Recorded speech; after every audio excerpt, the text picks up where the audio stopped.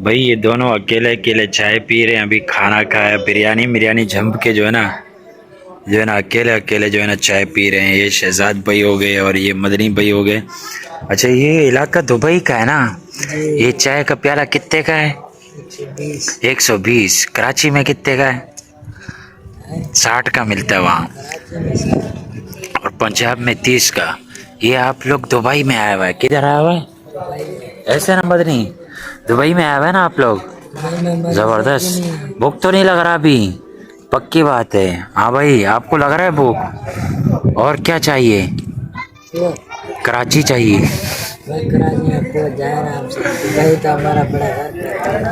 Dubai में तूफानी बारिशें चल रही हैं, अभी वहाँ जाने का सोचना भी नहीं है। ठीक है भाई, चलो चलो जल्दी से छेती करो छेती। अल्हम्दुलिल्लाह जी। दुबई में मंदिर बनाया इसलिए अल्लाह ताला का। आपको कैसे पता वहाँ मंदिर बना है?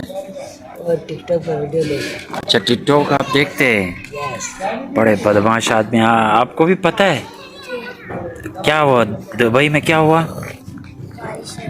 बारिश हो रही, बहुत तेज हो रहा है। आपने कहाँ देखा? टिकटॉक में देखा है आपने? आप भी टिकटॉक चलाते हैं? भाई दोनों बदमाश है भाई, छोटे छोटे बच्चे हैं और देखो टिकटॉक चलाते दोनों। चलो भाई, खली वली ये ले उठाओ मदनी अपना।